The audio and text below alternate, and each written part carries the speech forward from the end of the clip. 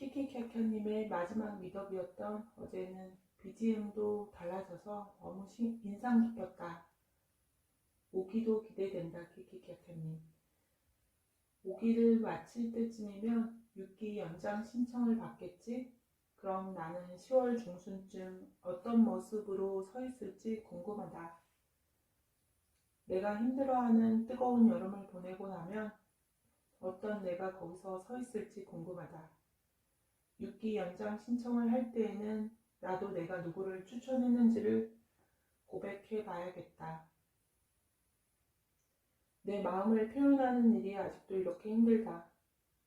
아이가 초등학교 1학년 들어갈 때 나는 육아휴직을 했다. 1년 계획이었는데 코로나 상황으로 6개월 연장해서 총 1년 반을 쉬었다. 쉬는 동안 반년간 상담을 받았고 상담 과정을 통해서 내면의 아이, 어린 시절의 나를 만났다. 그리고 그 어린 시절의 나를 안아주고 위로해 주었다. 그런 과정을 거치고 나니 힘이 많이 났다. 상담 과정을 진행하면서 내가 가장 풀고 싶었던 숙제가 나의 마음을, 나의 감정을 있는 그대로 표현해내는 것이었다.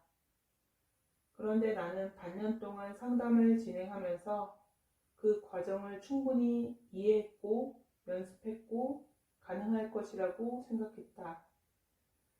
하지만 지금도 여전히 어렵다. 내 말로 상처를 받았을, 내 말로 기분이 안 좋을, 내 말로 불편해질 상황이 그런 것들이 예측되어서 감정의 발산을 멈추고 또 멈춘다. 그러다 보니 자판 앞에 앉아서 글을 쓰는 것은 너무나도 어렵다. 생각해보니 이렇게 남의 시선, 주변 상황, 내 생각과 감정을 토해내지 못하는 습관 때문이다. 하얀 모니터 화면에 글을 채우는 것이 이리도 쉽지가 않다. 그렇게 써내려 갈 수가 없다. 쉽게 지울 수 있기 때문이다. 생각이 자판기에 콕콕 박히는 그 글자와 거기에 담겨있진 생각과 감정이 마음에 들지 않는 경우 지워버릴 것이다. 그래서 선택한 방법이다. 이렇게 말로 나의 생각과 감정을 토해낸다. 그리고 이것은 음성 녹화 장치로 한 토시도 놓치지 않고 기록해버리는 거다. 음성으로 기록된다는 사실을 잠깐이라도 내려놓을 수가 없다. 또 의식하고 있는 거다. 아무도 없는 새벽인데도 말이다. 그래도 이 또한 매일같이 하다 보면 괜찮아지겠지 하는 생각이다. 지금 걷고 있는 이 순간 이 말로 쓴 글을 당장 지워낼 수 없기에 어디 도망가지 않고 음성 파일로 녹화하고 있기에 그거 하나 믿고 한번 말로 써본다. 오늘도 끝. 2022년 6월 27일 월요일 6시 49분. 제목 옐로우 그린 나무늘보. 오늘 아침에는 영쌤의 신문 라방을 함께 했다. 준비한 기사를 월요일마다 읽어드리고 짧게 내 의견도 전했다. 오늘 전했던 기사는 아주 사소한 사실들을 모은 것이었다. 우리가 물에 오래 있을 때 손가락이 쪼그라드는 이유가 삼투압 때문이라고 알고 있다. 그러나 사실은 혈관을 수축시켜서 표면이 쭈글쭈글해지면 물속에서도 쉽게 물건을 잡을 수 있기 때문이란다. 딸꾹질을 하는 이유도 어류의 생태적 기능으로부터 유래되었다고 한다. 흥미롭다. 사람을 만물의 영장이라 생각하지만 사실 우리 몸에는 물고기, 파충류들의 DNA가 있다는 사실이 재미있다.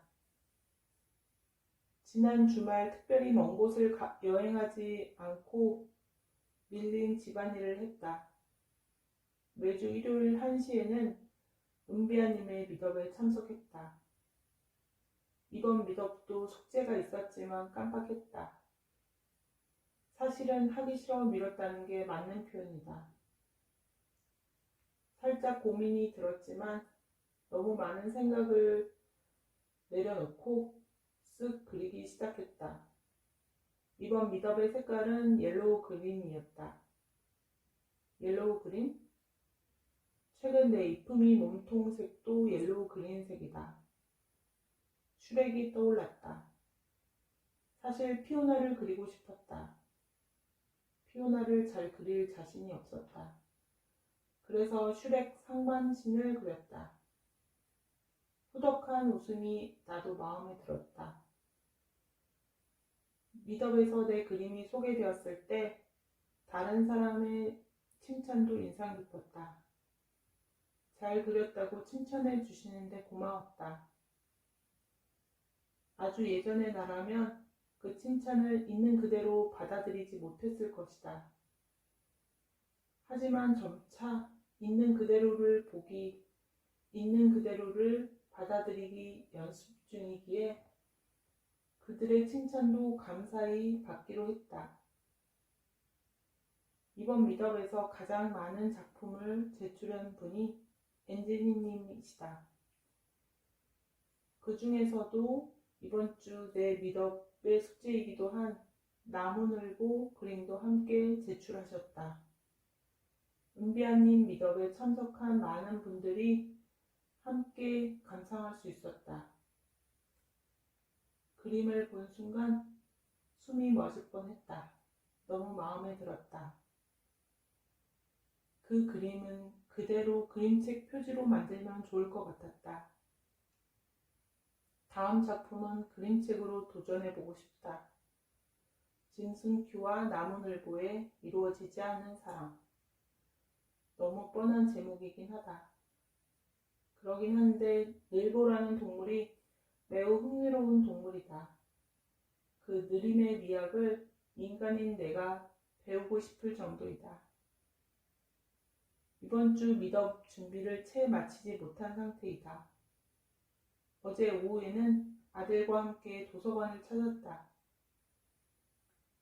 장마철이라 끈끈하고 습하고 후덥지근했다.